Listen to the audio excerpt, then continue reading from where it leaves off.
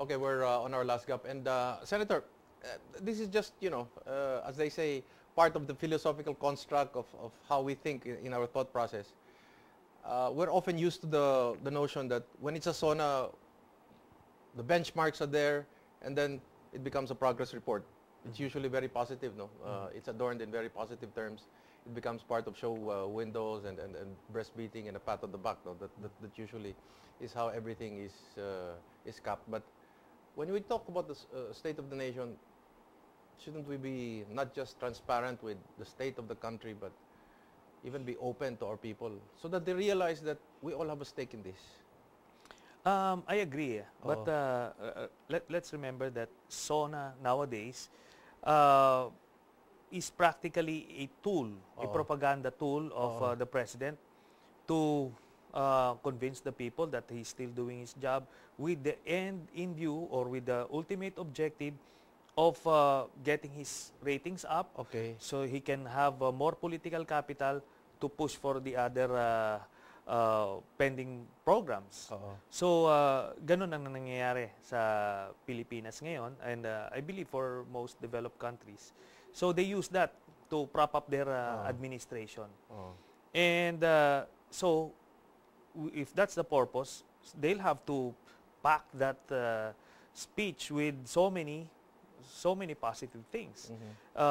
If you put in a negative there, it may be counterproductive because the public or the propagandists from the opposition will ride on it. Will attack you on that vulnerable point and say that you're admitting failure, which no administration should be doing, So yun ang nangyayari. Kaya ganyan po, para nagiging annual report ng ng presidente sa Pilipinas, sa mga taong bayan. Kung kayo po ay nasa ganung sitwasyon, at nakalagay kasi sa ating sa saliging batas na dati noon ang presidente ay may 2 terms, 1 4-year and 1 re-election. And that's why nabago yan sa ating 1987 Constitution to give the president the political will, the moral courage to be able to address what is right, what is just, irregardless of survey ratings, popularity ratings, and whatever political ambition. Kung kayo ang nasa lugar, would you be open enough to say na eto mga nagawa ko, eto pa yung mga problema natin, kaya kailangan eto yung mga dapat nating ayusin? Yun po dapat. Yun po dapat. Pero kailangan kasi may reckoning point ka. Nung first SONA mo, dapat dinefine mo yung vision mo. Overall. Dito tayo pupunta. Ito yung estado where I got it when I assumed office. Ganito yan, lahat ng iba't ibang areas of governance. Then, dito tayo pupunta. You paint a picture of what your country would look like at the end of the term. So, every year, i-update mo na ngayon, where are you in relation to that? So, yung sasabihin mo, kunyari, dito nagka-problema tayo because nagbagyo. So, kailangan gagamitin mo yung leadership skills mo to convince the people to be more patient, to ride the storm, at malalagpasan natin yan. Nabanggit siya yung storm, tamang-tama. How would you have handled, kasi, yung nga, may mga nagsasabi, for example, yung Yolanda, that should have been a military operations. How would Senator Antonio Trillanes, or General Trillanes for that matter, if you were told by the President, if you were Chief of Staff, handle that situation? How would you have handled that? Ang daming ways, At nakita natin ngayon with the revelation dito sa DAP na marami palang pera. Pwede ka sana nakapag-shortcut, you have that power Pagka nag-declare ka ng national calamity, marami kang pwedeng powers as a president to deliver yung social services and get the food there, feed your people, provide shelters for them immediately. Mabilis ho yan. Movement. And kailangan ho nun yung leadership skills, which was apparently lacking the first few weeks nung ano na yan. And ito nga, naggawa ako ng bill, itong creation ng Emergency Management Agency, which is similar to the FEMA of the United States. Ginawa natin, sinimplify natin yung organization. Dahil alam niyo itong NDRRMC. Ang haba, it is a council. Imagine, in a crisis, meron kang council of 39 members ito. Tapos meron kang executive director which is a lowly mid-level bureaucrat. Ang raming kusinero. Oho. Tapos yung executive director, wala namang personality na hindi naman papakinggan ng mga mayor, mga governor. Yes. Tapos wala ring resources. Okay. So by putting this agency, the Emergency Management Agency, directly under the Office of the President, tapos naka-attach dito yung calamity funds. So meron kang resources at streamlined yung command structure mo. So meron kang unity of command. Okay. Tapos you can use the President, the Office of the President. Pag tumawag yan, Office of the President, everybody should shape up.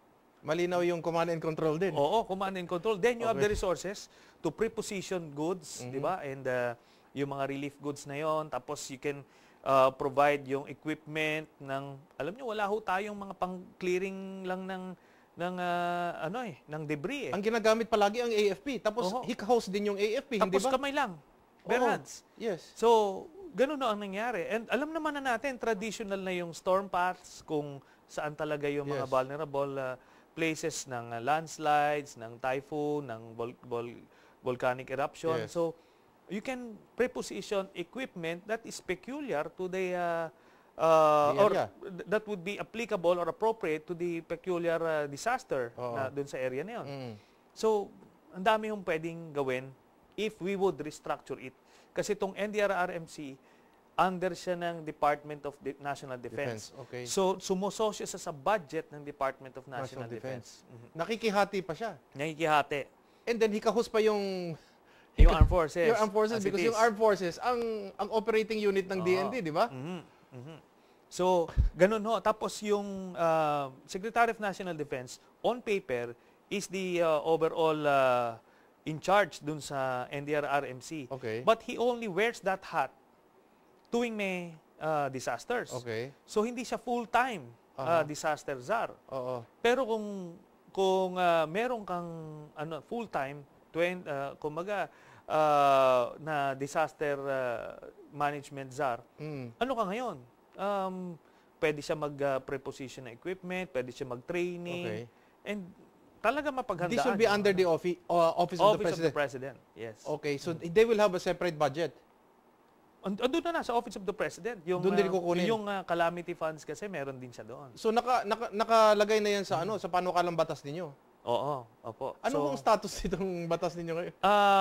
Hindi kasi sila receptive. Alam niyo dito sa Pilipinas, pagka hindi receptive ang presidente, hindi magiging batas yan. Okay. So sinasabi ko, I'm doing them a favor. Ikaw ang magiging, pagka ganyan kasi mga national calamities, presidente rin naman ang nag-i-in charge. Why not come up with an organization that will be more efficient? Ano ho magiging papel ng mga local officials in your structure? The same sila. Pero ang linya ngayon nila, doon na mismo sa opisina ng presidente. Okay. So talagang marami mababypass dito kasi yung NDRRMC, council yun, again, member ng cabinet ng DSWD, DILG. Okay. Imagine, you cannot even fit that into a room. What you're saying is 39 members. What you're saying is the president is like the commander-in-chief right away, giving orders to everybody right away. Meron siyang executive director na cabinet member. Cabinet member, pero ito, he can drop the name of the president. So anybody who is slow in reacting, you can kick that guy out. Kung so ganun ho. Aling equipment ho ang gagamitin nila? Yung sa AFP na naman hindi na. May problema. Yung gagarampot natin, ilan nating helicopters ang gagamitin or ilang trucks na dapat gagamitin sa peace and order, yun na naman ang gagamitin. May mag-augment pa rin ho yung armed forces. But this time, meron ka ng mga equipment na pwede mong i-preposition sa area. Okay. Yung mga relief goods, pwede mo na rin ilagay doon. Kunyari, parating na yung bagyo, magre-ready ka na ng mga warehouses. Tsaka yung warehouses nyo, dapat hindi rin siya natatangay ng bagyo. Kailangan it should be sturdy enough to withstand the whatever disaster na Are your colleagues receptive to this? Some are receptive and I believe walang problema sa Congress per se. Pero kung ito eventually how the president will perceive it Maybe not this presidency, maybe the next. Definitely. Or the next administration. We don't know. We will push this sa next administration. I believe we can push a lot of things sa next administration. Kasi nakita ko yung how the president thinks, this Okay. president thinks. And medyo iba ang appreciation niya sa Okay. mga bagay-bagay. Okay. Isa lang punto na gusto kong idagdag po dito sa SONA, which a lot of people were really looking forward to, is yung detalye po ng DAP. Kasi I think it's normal for every Juan de la Cruz to know, okay, alam namin ganito kalaking ginastos. But there are some people who would like to give him the benefit of the doubt. And so they're saying, oh sige, okay, alam na namin ito nangyari. But at least give us the benefit to be able to give you a fair shake so that we can see saan nagastos yung pera. Parang hindi pa yata kompleto dun sa nangyari yan, ano? I believe dun sa last hearing after nung last hearing, pirinesent na nila yung mga listahan ng mga DAP projects. Okay. And doon nga, sinabi ko dun sa hearing na yon na amenable ba sila dun sa special audit ng COA para ma-scrutinize yan o amenable naman daw ho. So, we'll just have to wait for the results of the special audit ng COA para malaman natin kung sino yung naglagay sa bogus NGO or hindi. Okay. How about the suggestion po ng publiko na nagsasabing kung sa auditing system or sa accounting system, there should be 2 entries. Yung projects or programs na may pondo pero nakunan na inilipat sa ibang projects o sa ibang programs para makita ng publiko na ito yung project na hindi natuloy na inilipat sa ibang project para malinaw ho sa publiko. Do you think that will fly? Do you think that's a good suggestion? Part ho dapat ng ng auditing nila 'yon.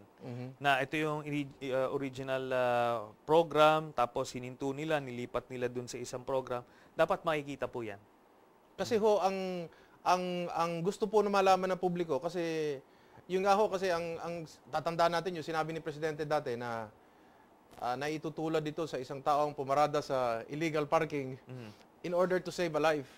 So people now want to see what life was saved by this action of the President. So it begs now the question also, by that example of the President, was that a subtle acceptance that the President was illegally parked by that action? I'm just asking out loud. Sa tingin ninyo? Ang sinabi naman niya doon, to be fair to the President, sinabi niya, kinasuhan siya ng illegal parking daw. Pero before that, yun wala pa naman nagsasabing bawal doon. Okay. Parang ganon. Yun yung niya. So, in essence, he was trying to explain the prospective nature of the decision ng Supreme Court. Okay. Na ginawa namin ito, ang basis namin, it's yung administrative code, pero sinabi ng Supreme Court, bawal yan, okay, bawal na to, hindi na namin ito gagawin ulit. Parang ganon. How do you see it, Senator Trillanes, for 2015, 2016?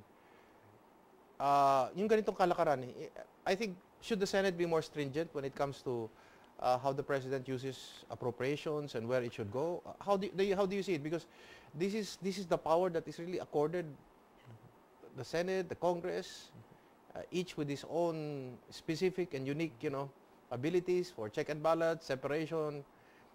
In fact, sa pananaw po ninyo, check and balance, separation of powers, rule of law, can good faith overrule all these 3? Not really, and there's no conflict. Okay. Ang ideal situation dito siguro is, kasi yung presidente while co-equal branches yan, Yes. the chief executive, nasa kanya yung burden of leading the nation, di ba? Implementing programs. So, importante na bibigyan din natin siya na while i-define natin yung mga programa, na galing din naman doon sa presidente. Okay. Pero bibigyan din natin dapat siya ng enough flexibility para should the need arise na kailangan mag-augment